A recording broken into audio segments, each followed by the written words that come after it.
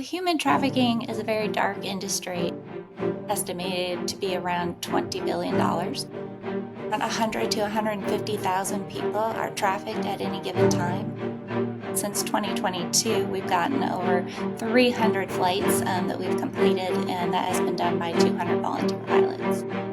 These are some very disturbing and shocking numbers. We are grateful today to be joined by Stephanie Lamar. She's going to talk to us about the work she's been doing along with the Freedom Aviation Network. She's going to explain to us how both pilots and non-pilots can play a role in tackling this very critical social issue. Please stay tuned and join this discussion.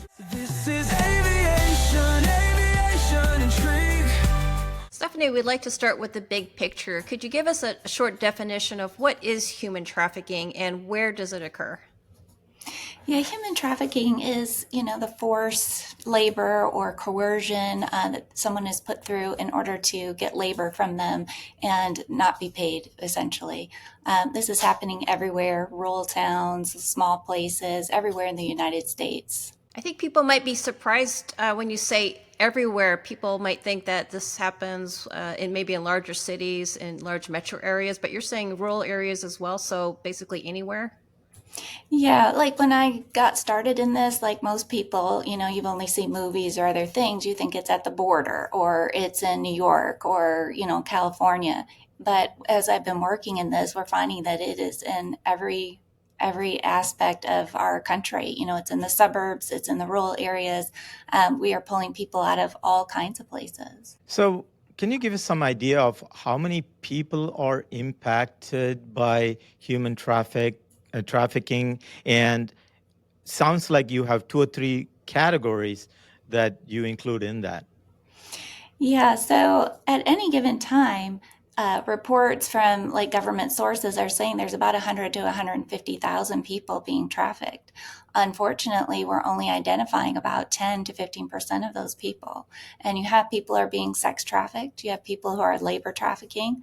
There are more people being trafficked through labor, but sex trafficking is a smaller number, but they make a lot more money than the other group. So that's kind of disproportionate. I would say about 23 to 69% of that. And so it is a $20 billion industry. So give people something to put their mind around with what does that mean? That's the same amount of money as the video gaming industry. It's the same amount of money as the frozen food industry. So if you can think about, well, where are they selling frozen foods? Everywhere. So this is going on everywhere to get those kinds of numbers to do that. Those are really shocking numbers. I think people will be really surprised at the breadth of this and the fact that so much of that is unreported, you said. Yeah, I mean, a lot of people that, like, since I've been doing this, we'll work with some of our nonprofit and our MOU partners. Some of the girls themselves that we have that we've taken, they don't even know they're being trafficked. They think they're in some type of domestic situation. They think this is really their boyfriend or whatever is going on.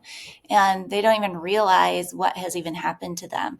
A lot of people don't try and get out of this situation. They may think that they put themselves in the situation through their own choices. They become part of this industry.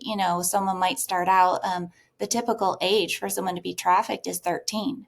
They're typically in it for about 10 years. So you think of a young person like that, they were offered, usually they get trafficked through some way like, hey, we're going to offer you this modeling job, or we're going to get you, whatever your goals and dreams are, they kind of promise this. Then someone feels like, well, that was my choice to go into this. And then it becomes a slippery slope. Oh, we need you to do this for us, then this. And it just becomes one decision after another. So you're in it before you realize what you're even involved in. And then you feel like, well, I put myself here, and they don't quite realize what has happened to them. A lot of our survivors have had their identification taken away. They have no way to move around. So it just becomes a difficult thing for them to get out of. And then they're kind of taught to fear the police, fear these other groups, because, oh, well, you've done this and then you're going to get in trouble, So it's a lot of coercion, a lot of manipulation. So I have a couple of questions. Number one, the numbers you're giving, which is staggering, 100 to 150,000 people as young as 13, that is just amazing. I mean, I'm having Yeah, difficulty just even grasping that. That's US alone. So if you go globally, that's like multi times yeah, that. yeah. It's a lot bigger globally than it is here in the United States. But United States is a big issue, and that's just unfortunate. I What didn't, I don't, happens to the what happens to the people who are not identified? You said less than 10% are identified. The rest of them, we never even most know. people, we don't know about them, and they end up, unfortunately, a lot of, especially in the sex trafficking industry, they end up deceased. They'll end up dying in this industry.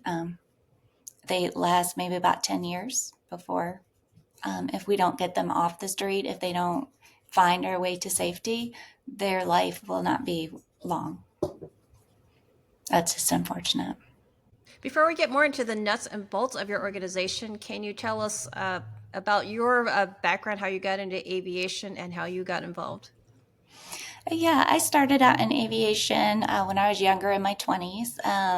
I always wanted to be a pilot since I went on a flight when I was 9. And so I saw a ad for free ground school. And so that's how I got involved in it. And that was the most expensive free course I've ever taken.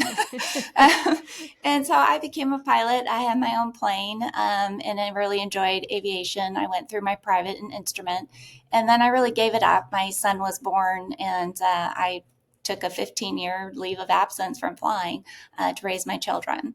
And so when they were grown, I was given the opportunity to go out to England, and I got to fly with a woman there who really inspired me. She didn't get her license until she was 50, and she ended up flying around the world and breaking records. And I'm like, well, what am I doing?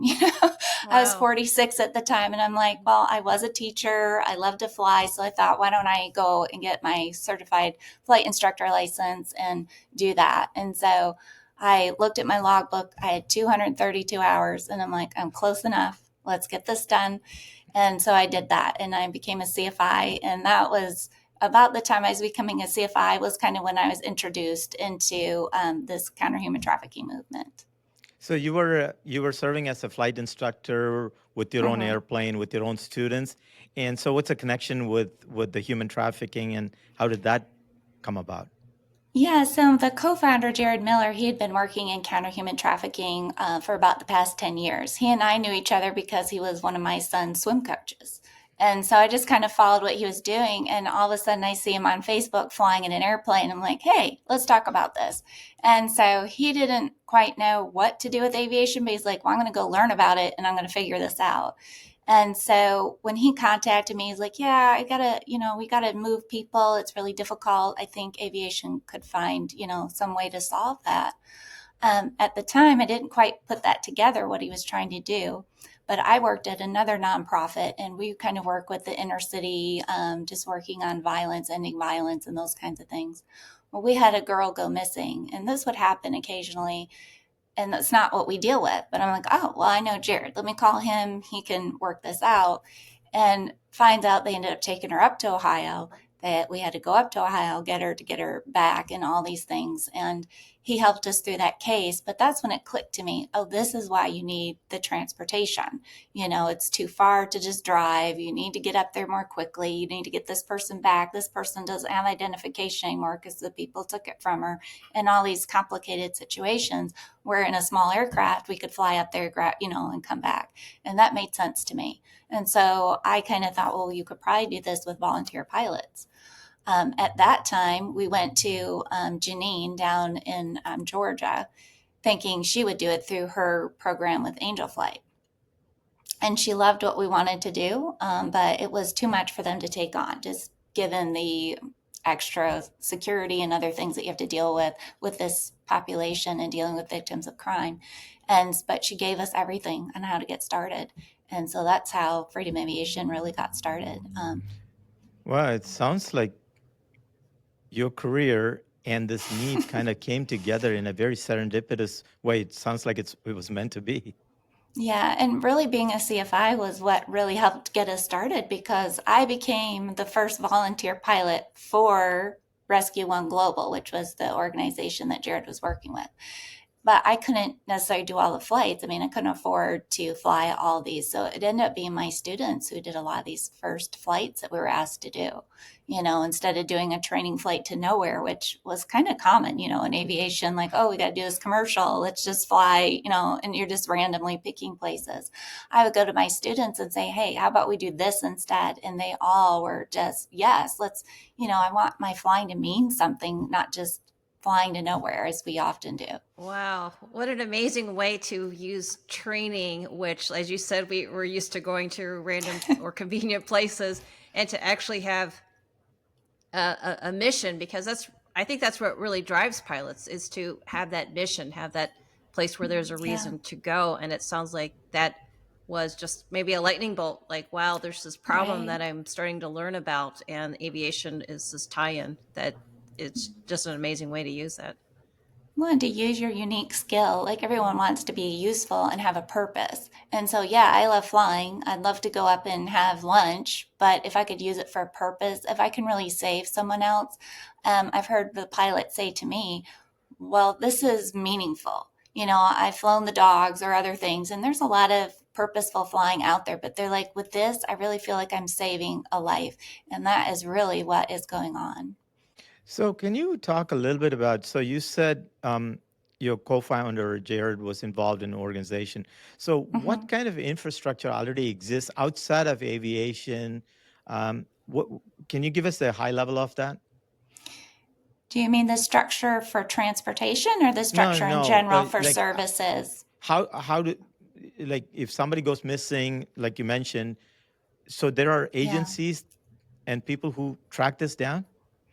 Yeah, different nonprofit agencies, and that's how kind of how we work. We work with the National Sheltered Alliance, and so there are groups. They're all kind of like mom and pop, kind of started. I've got a few beds here, a few beds there, and they're all run a little bit differently. Some will do rescue, some just do restoration, some will do like a mom and kids shelter, some will just do women, some are dealing with substance abuse with this. So they're all kind of run differently all across the country.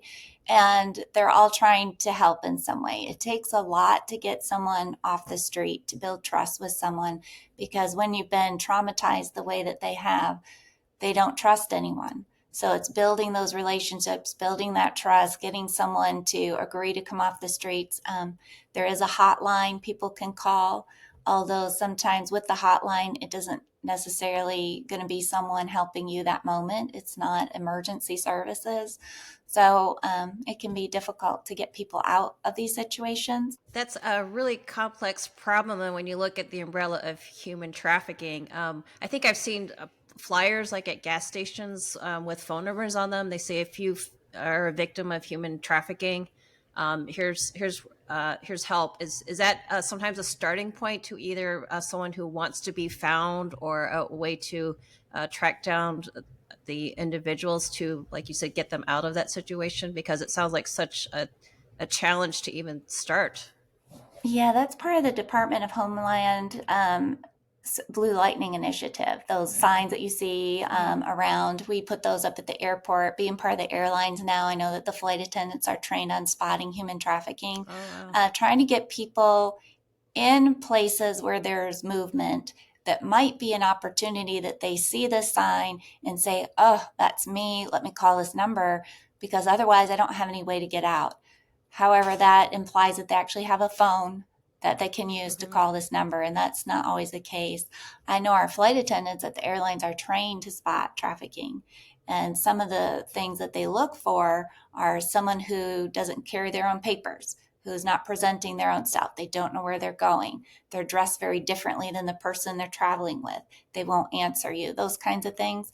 And then they might get suspicious about a trafficking case. And I know we've had on the airlines where they can call it in and we can have law enforcement waiting for us.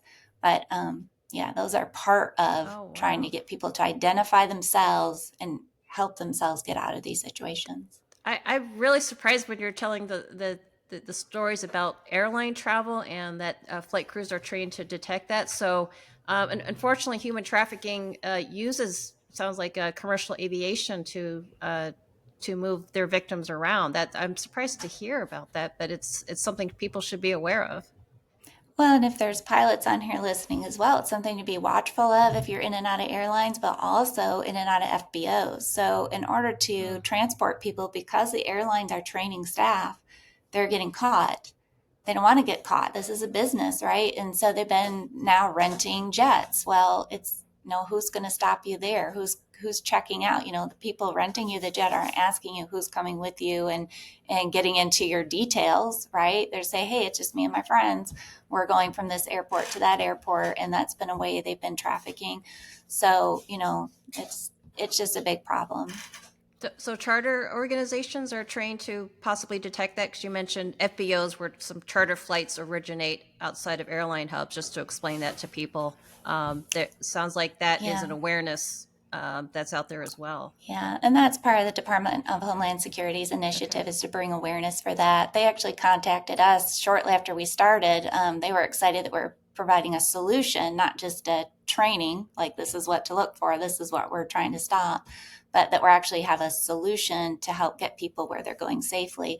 Because one of the problems, as we talked about the nonprofits that we work with, they do an amazing job, and I wouldn't disparage anything that they're trying to do, but some of the ways they've handled transportation in the past would be to either give someone a voucher for an aircraft flight or a bus ticket.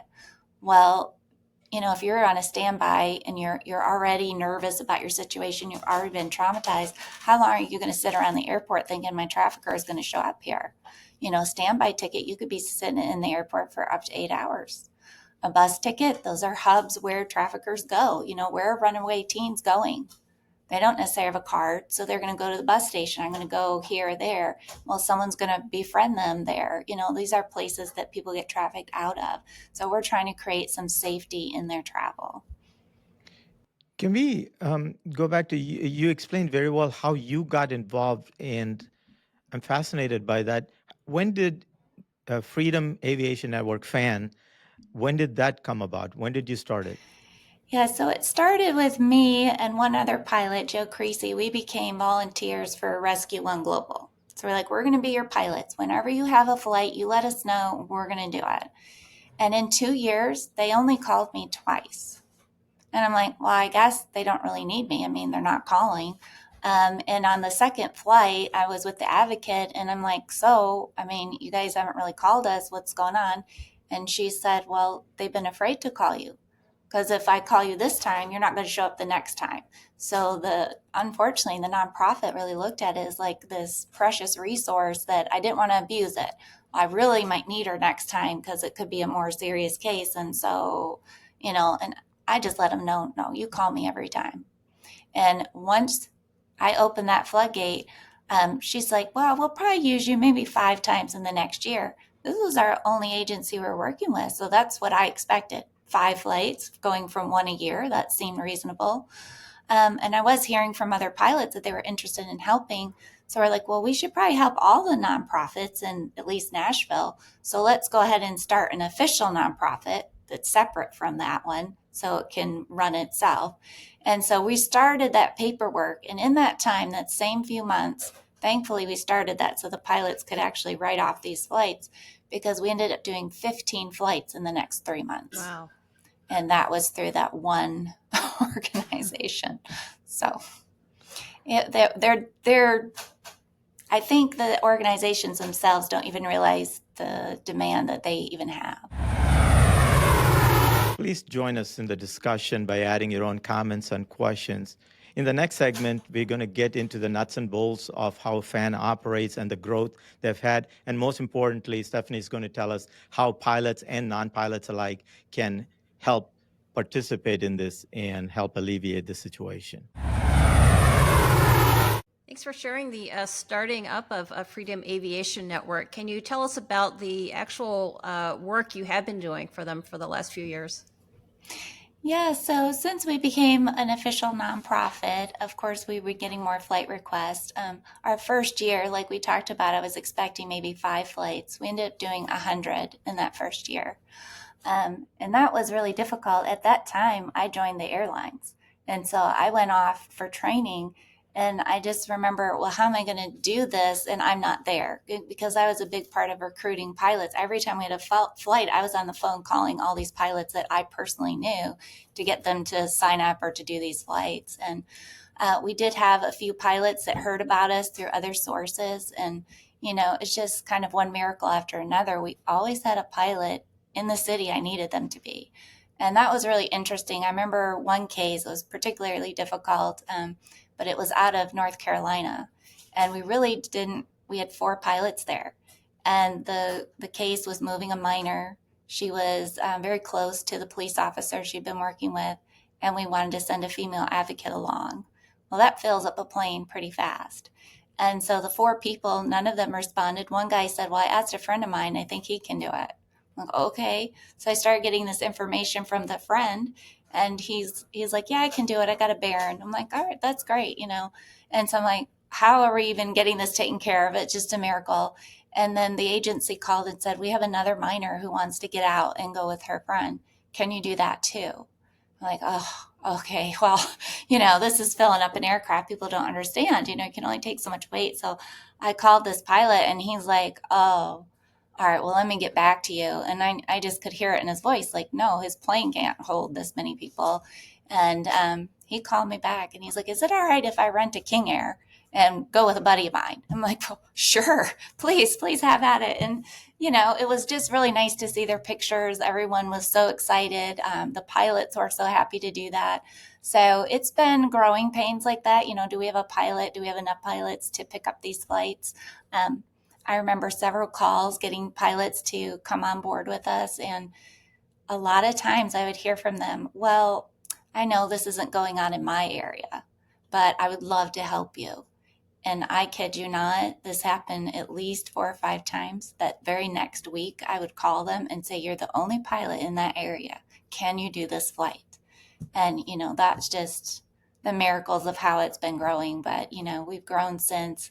AOPA did an article on us that came out, and we had a lot of pilots. That's really our core pilots still today, are those initial 200 pilots kind of came from that, and got those guys onboarded, and it's been helpful ever since. So just wanted to be clear, the pilots that are flying and the airplanes they're flying, so the pilots are volunteering their time and the airplanes are Yeah. either they own it or they're paying for the rental for it, Yeah. and you are coordinating the whole arrangement?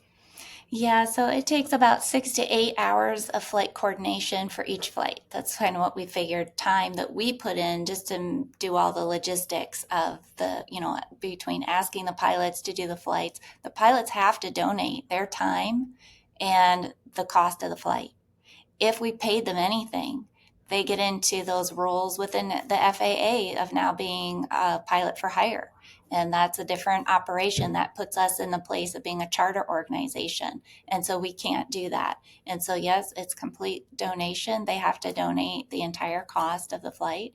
And it's amazing how many people are willing to do that. It just always is surprising to me. But that kind of goes back to us saying, pilots want to fly for a purpose. We want a reason and be able to use my skill for good.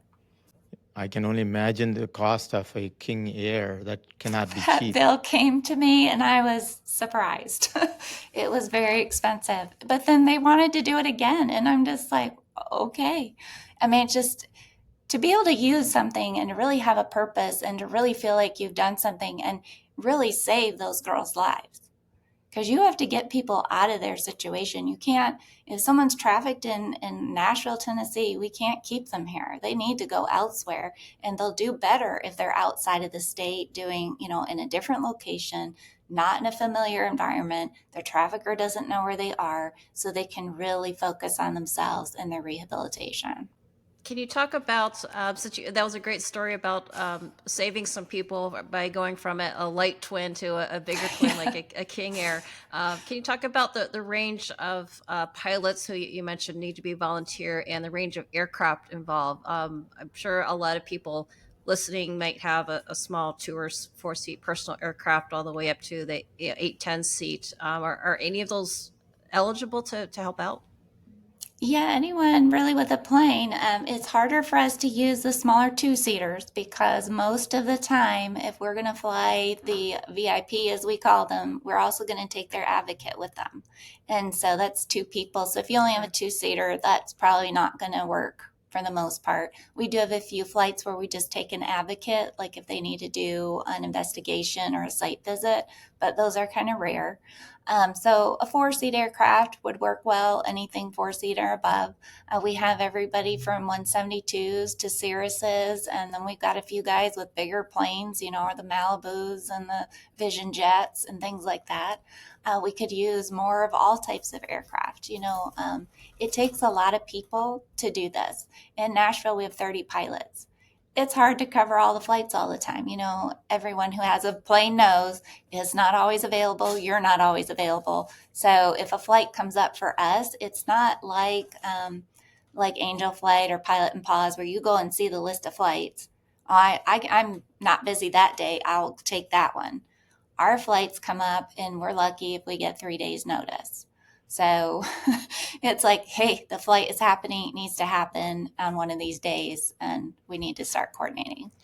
You mentioned a couple of things. I've flown cancer patients to hospitals as a volunteer. I know that Elaine has flown some rescue animals around. Can you help compare a mission for a human trafficking VIP? I love the usage there. Oh, Compared to these kind of other flights, what is involved logistically? What is different? what is different was we're probably handling more of the flight coordination than an Angel flight. I haven't done those missions, but I've seen their programs. And a lot of times you're asked to do a flight and then you plan the whole thing, or you're even contacting this cancer patient. Where there's no contact between you and the nonprofit until the day of the flight, really, or the day before. And so we take the information from the nonprofit partner, and they'll give us all the details that we ask for, weights, where are you going? The shelters are safe houses, so we can't give out those addresses. We can only tell you we're going to this city and this city. So then we ask the pilot, hey, you pick the airport, because the pilot knows their aircraft and where they feel comfortable flying into. Some pilots are more comfortable with the smaller airport. Some of the others want the bigger airport so they can get into a bigger FBO or whatever. And so we let them pick those. And then we have to coordinate transportation on both ends. We've got these people coming to this FBO. They're going to pick you up on this side. This is the day everything's going to happen. We usually ask our nonprofits to give us 3 days that they could do the flight. So when we send it out to the pilots, that kind of gives us some wiggle room with their availability and the plane's availability.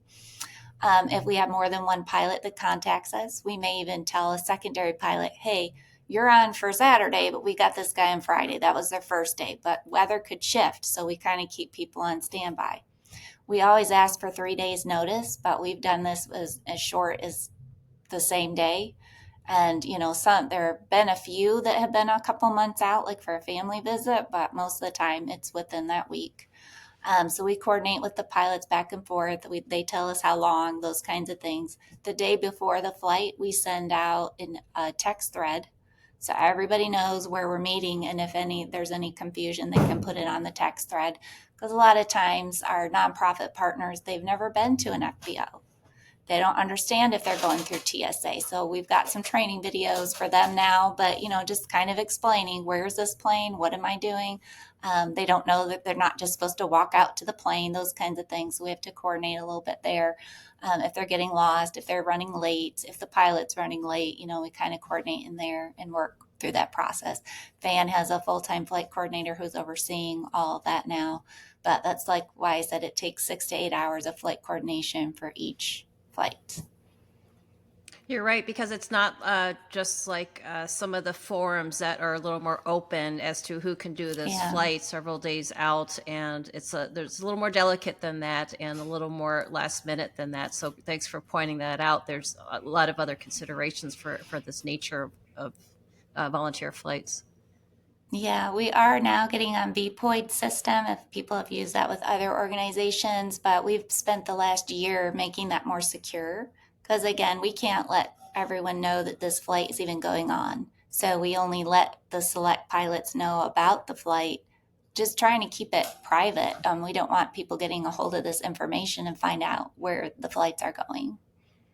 So, given this secrecy and the privacy around it, um, I'm sure some pilots are hesitating to participate. It's not just like I go pick up a rescue dog, put it in the back, and then I fly it. What should they be worried? I mean, what would you tell them? Yeah, so we classify every flight, and we have our partners that help us with that. So we say every flight is either a low or medium or high risk flight. Something that would be a high risk flight would be if for some reason our nonprofit partner thinks that the trafficker might follow them to the airport. That could be an issue if they've kind of followed them. Like, let's say the person was in the hospital and they come there, they're like, okay, this person's actively looking for them. Well, then we're calling in law enforcement, and your advocate on board the plane may be a licensed armed guard.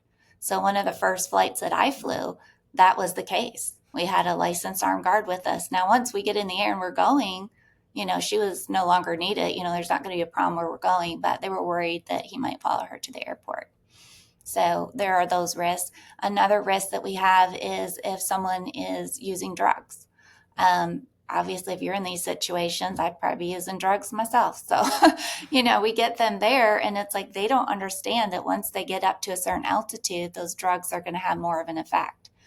So, obviously they're trying to watch for that, but they can't, we did have a flight with an overdose on board, and that's why we send the advocate. The advocate had to give Narcan, and everyone was okay.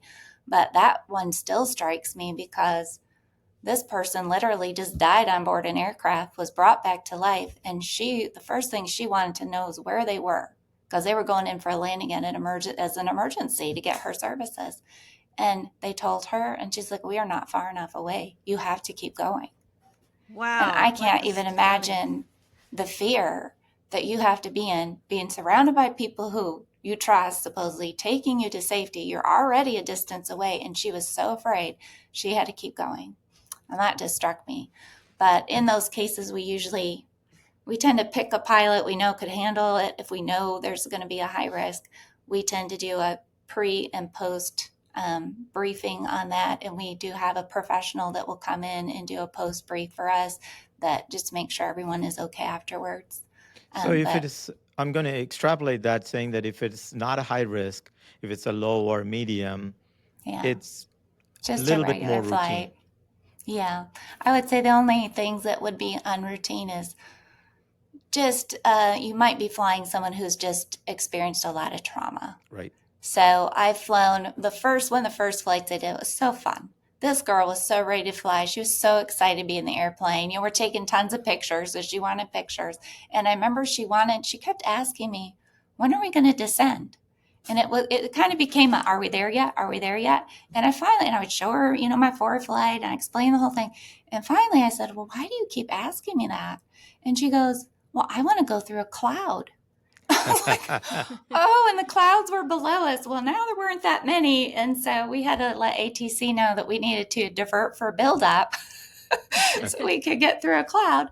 But we did that. And so she was very excited. But on the other side of things, I picked up people who, they were just asleep or they didn't want to look at you. They're afraid of you. We've had some of our VIPs say that this was the first time they were addressed where they felt like a human. We Wow. try to make Wow. sure that they feel important and special and treated really well because they're coming out of something where they have not been. But sometimes it might be the case where you're just talking to the advocate because that survivor just doesn't want to talk to you. They're just too afraid. So I'm going to say that if I'm a pilot and I'm volunteering, you will give me whatever information you need ahead of time. And if it's Mm-hmm. something I'm not comfortable with, I could back out. And Yeah. other things, the low, medium, I should be able to handle this because you'll Yeah. give me all the information. That's why from the beginning, we've always had the flights with an advocate. I never want my pilots to feel like they're responsible for this person. That is too much to put on our pilots. Pilot's there for transport, A to B. That's your job. So the advocates are That's key then. Yeah, Key. the advocate is there to be trained to deal with whatever situation may arise. And you're going to know what situation you're involved with. So we put on the form whether it's someone leaving their situation. That means they're getting out of this situation, they're going to their first shelter, if that's the case. We also do flights that are shelter relocation. So someone may be going from one shelter to another because they may have went to a temporary facility or it wasn't a good fit or whatever reason, they need to now go to another shelter location. So you would know the differences. Those are a little bit less risky because they know more about this person. The person coming off the street, I mean, even the agency has only known this person for a short time, so they may not know everything. We do home visits. So some people are in their shelter for a couple years recovering and getting back on their feet. Maybe home was a good place and they need to go visit their family. One of the flights I did, I took a woman to see her father as a home visit. And this was around Thanksgiving time. And he ended up passing away about a couple weeks after that. But that reconnection for her was a really important healing process for her. And she was allowed to do that before he passed because of these flights and that they were available. So we do other types of flights. They're not all rescue kind of situations, but I would say about 50% of them are. It's not completely clear to me, Stephanie. So if I'm part of your volunteer network as a Mm-hmm. pilot, let's say I have access to an airplane, do you then publish the cases where you need help and then I put in my name, or do you call me? How does that work? We've been doing it through email. So if Okay. you're within a radius of where this flight would be taking place, you would get an email that had all these details. And you'd either respond, yes, I can do this flight, or just don't respond at all if you're not able to do it. And then we'd take those that respond and then we kind of triage the situation, like who's the best fit for this flight. Or, like I said, we'll give them, we always ask for 3 days, but they might say, hey, this is our preferred day. Well, if you're the pilot that can do the preferred day, maybe we'll choose you for that flight. But sometimes it's based on weight or other things, and we might choose a different pilot and those kinds of things. We're lucky if we have a choice. Sometimes it's just one, and so we'll go from there, and then we'll start working the case with you. Like, okay, well, what airports do you want to use, and that kind of thing. So that's how you'd hear about it. It would just be an email from us. When you're Okay, got it. emailing So pilots, do you have? I had a question about the limitations for distance when you're emailing pilots. Do you have an idea of what aircraft they might have available, or if you had multiple people, multiple advocates? Do you have a sense Yeah. of who you can choose? So that is kind of hoping why we're trying to get onto VPoints because I think it can handle that a little better. Right now, we've been intaking that information. So, if you have a Vision Jet and you have a Cirrus, a SR-22, that's a very different aircraft with very different capabilities. And so, and we know, like, okay, we have 4 people that have to go on this flight versus 2. We kind of know, but we're not sophisticated enough to say, hey, you can't do this one. So I just kind of, when the pilots are onboarded, I give them that education. Like right now, as sophisticated as I am, is if it's in your state, you're going to hear about it. If you Sure, want to hear sure. about multiple states, because some people live on a border or whatever, just put those in there and you'll hear about them. If you can't do them, just don't respond. Don't feel like you have to be obligated to do a flight. This is a volunteer. If there's no one that can do it, that's fine. Obviously, if we have a really difficult case, we might call a pilot. We've had a few of those where it's like either multiple people. We've had some where the woman had a disability and had a service dog, or, sometimes they're just really complicated. And so we might have a particular pilot in mind, like, look, you would be good for this with your aircraft. You don't want to be going from, Tennessee to Florida necessarily in a 172 if you're not capable of riding long distances. Sure, So we sure. kind of try to pick from there, but yeah, it sounds like you guys do a lot of groundwork investigating the situation and finding the pilots that would fit geographically, airplane wise, distance wise, all those things. And then as a yeah, pilot, I may choose to accept the mission, so to speak, or yeah, not. yeah. So if just because I'm part of the network doesn't mean I'm going to be put in a situation where I'm not comfortable. Right. I tried it at the beginning. Now we are part of the Air Care Alliance, which is over all the Angel Flight, Pilots and Paws, all these types of organizations.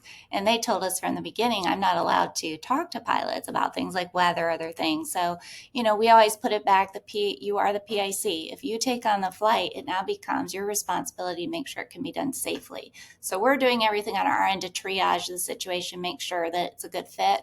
But then at the end of the day, it's on the PIC to choose whether or not they go in that weather or if there's any maintenance or whatever. But I always want all of our pilots to feel comfortable with canceling a flight at any time. We'll figure it out another way. I'm more on the side of safety than anything else. Please do join the discussion with your thoughts, your comments, and questions. In the next segment, we're going to get in with Stephanie and talk about where all this thing is going, and how things are growing, the demand, and how pilots and non-pilots can help this wonderful cause. And also, we'll make sure to put all the links in the show description and show notes. Could you tell us a little bit more looking ahead? How would you like to grow your organization, and how can volunteers, whether they're pilots or non-pilots, get more involved? And we'll also be asking a little bit about the airport expansion maybe you'd like to see. Yeah, so we started in the southeast, and so that's primarily still where most of our flights are happening. But we are nationwide because the Sheltered Alliance is nationwide. So we're serving people across all of the United States, and we've even done a couple of flights out of Hawaii. So that is kind of the expansion. We have ended up doubling our flights every year. So the first year we did 100, the next year we ended up doing 200. So I can only imagine that we'll end up doubling again and again. The word of mouth is spreading like wildfire with the nonprofit agencies, not quite as fast with the pilot community. So just getting the word out to pilots is really important. If you are a pilot for us, letting your friends know what we're doing. We can't really put things on social media to expand that way. So it really is kind of word of mouth, doing things like this, maybe some articles. But if anyone has a reach like that, they can help get the word out. That is really important. As far as pilots go, we need pilots to sign up. Some of our pilots, maybe they don't have their own plane or other things. I started this when I was a CFI and I didn't have the money to do it. So it's just sometimes just being creative with how you're using your resources and your reach. The reason we have so many pilots in Nashville is because that's where I am, and I called all the pilots into it. So, people have a bigger platform than they think they do. As far as non-aviation volunteers, of course, this is a company in essence, and we need a lot of support. Every flight that we do, especially if we have to buy a commercial ticket, we've averaged it to about $350 a flight. And that doesn't even count the amount of time and effort we spend on the coordination on our end, even if it's a commercial ticket. I'm We sorry, need a lot of, can I interrupt you there? So if pilots are not flying a mission, it's possible for you to transport one of these victims from place to place on commercial flights? Yes, so we actually have a partnership with the Department of Homeland Security and through the TSA and the Marshal Service. So we have a flight now. If they don't have identification, we can call up our Marshal contact and they will get this person escorted through TSA so they don't have to worry about that. So that's been an important piece of what we do because, that's just embarrassing for someone who's already been traumatized to come to TSA. They don't have the proper documentations to even get on to a flight to get them where they need to go. So as we are able, we do purchase flights, especially if it's across the country. Like I said, we did a few out of Hawaii. We got one person out and then she wanted to get some of her friends out. And obviously we weren't using a private pilot for that. And so we've agreed to start purchasing tickets. That's just expensive because we're usually purchasing them at the last minute, and then we're taking them with their advocate to make sure they get there and through all this safely and then sending the advocate back. And so, we can do that. That's just a piece of it. So that means that if I'm not a pilot, I should be able to contribute to this monetarily. Yeah. That's what we tried to come up with, how much it costs per flight. Obviously, that's different every flight, but we figured it was about $350 a flight. But any donation is helpful at this point. We don't we haven't been around that long, so we don't have these big donors or corporate sponsors. Our first and only corporate sponsor has been Signature Aviation. We're very thankful to them for their support. So as a GA pilot, if you go into one of the airports where there is a Signature, they will discount the landing fee, or there won't be a landing fee, and they'll discount the fuel. And they have been very helpful. In fact, we had a flight that went into a Signature, and the pilots ended up having to wait there while the advocate took the survivor to the shelter and kind of got her settled in before she came back. They did catering for our pilots. Wow. Because they had to sit there. So they've been wonderful. But yeah, we could use more corporate support. I mean, people who are listening to you, they may have a company and this may be something they would like to give to. And so certainly financial support, because we do have a full-time flight coordinator now to handle all this coordination. And we do have an army of volunteers that are non-aviation. I have one guy who came on and started doing logistics for us just to handle paperwork. So there's a lot of things that need to be done.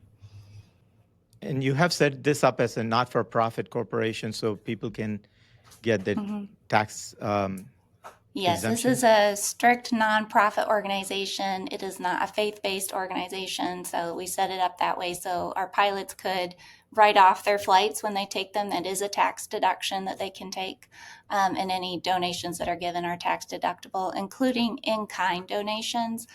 For example, my husband has done some film work for us. You would see on our website, there's a video of Kayla who tells her story. She's one of the first survivors that we flew. And, that was done. So that was an in-kind donation, everyone that donated their time, space, that did that. So it's all tax deductible.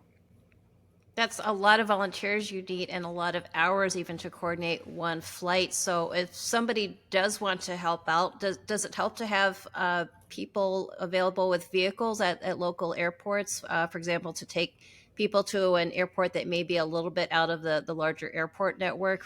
You mentioned some pilots may be located or may be able to fly to more smaller or rural places where airlines can't go. Yeah, we have had occasions where we've had to get like an advocate from the major airport to the smaller airport or things like that. If there wasn't, I remember one flight, if we were not going to be able to have a pilot do it, we had one of our pilots that offered to drive. So Sure. it does happen once in a while where we had one flight where we took the survivor to this location, got her all the way there. But because she was going to a detox facility, they won't come pick them up. So, if we had some people that wanted to volunteer to do some of those things, that would be nice. But people can offer any sort of volunteer service that they want. I mean, if you do something, you're good at it in your regular job, it's probably something that we need. So, I mean, we're running a business, so we need everything from accountants to legal services to marketing to, social media presence, and all those things that any company needs are things that we need.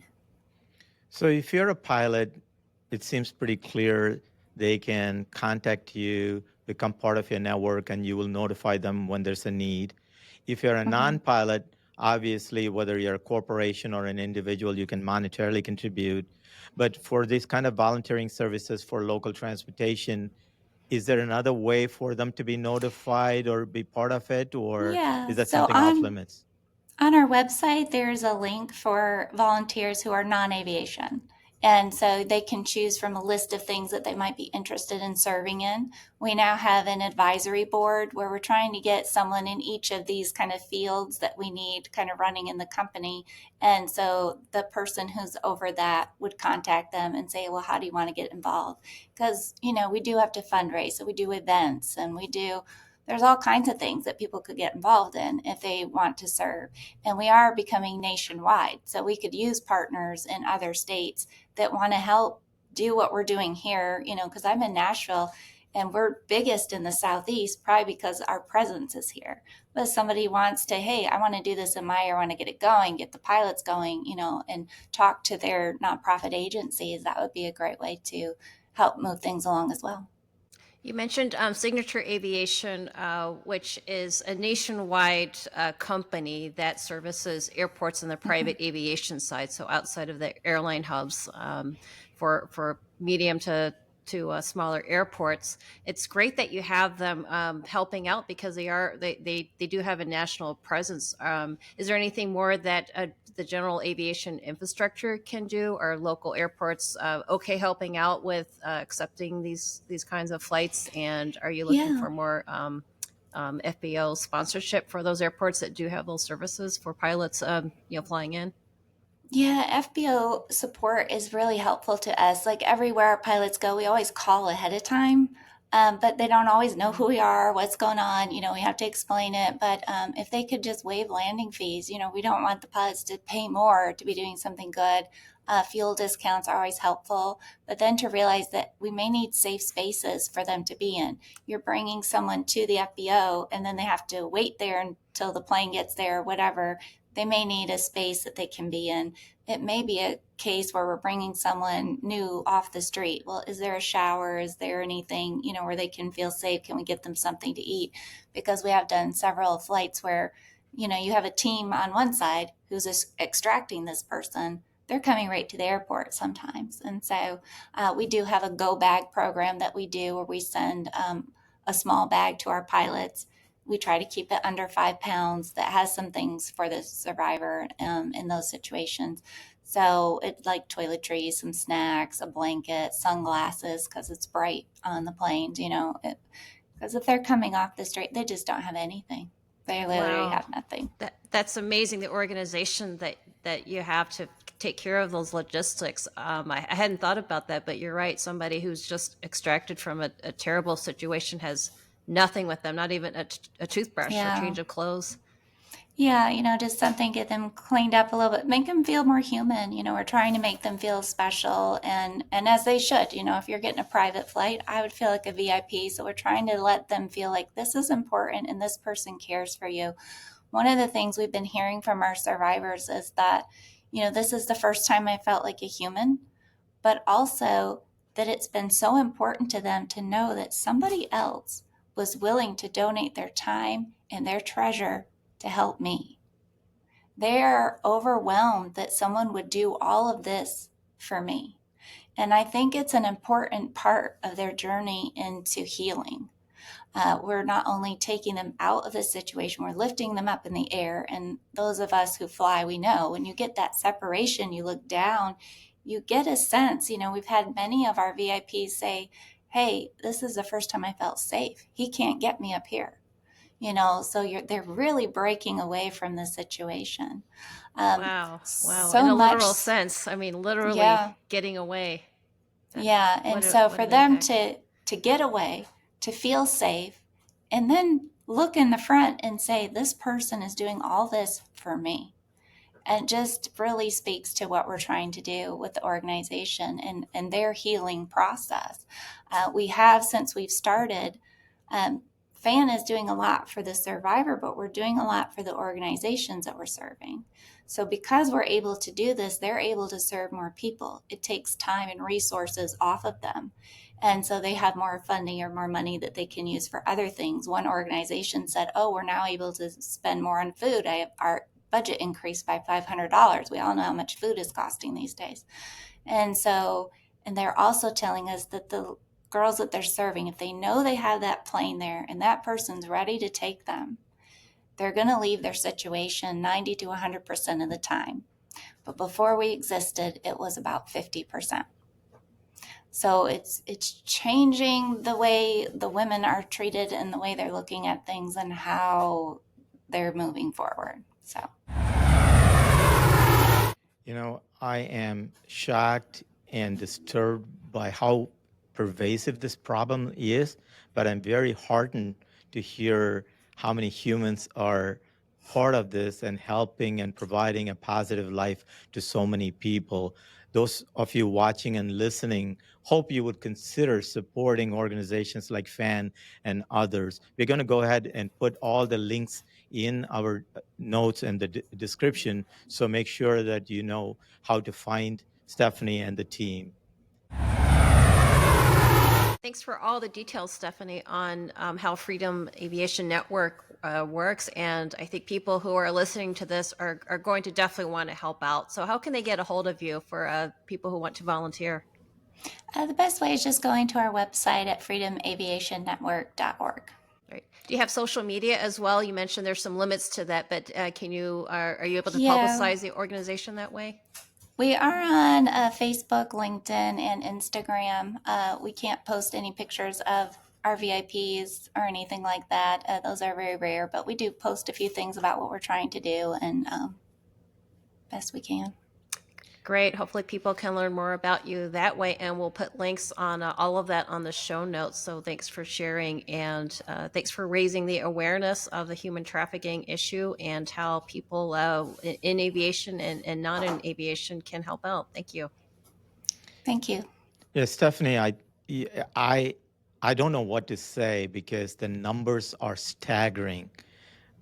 It 100 to 150,000 people involved in this, and the U.S. alone, and globally is much bigger. And you yourself, you said your network does 200 plus flights. So the need is enormous. The problem is so vital. So anybody who's watching and listening, hope you'll find it in your heart to help, to reach out and help organizations like Stephanie's. And also keep in mind that through Aviation Intrigue, we are here to spread information like this, the human side of aviation. So please consider subscribing and watching our episodes. We have a lot more episodes teed up. So hope you will join us weekly for that. Thank you, Stephanie, for joining us. Thank you for having me. I really appreciate it.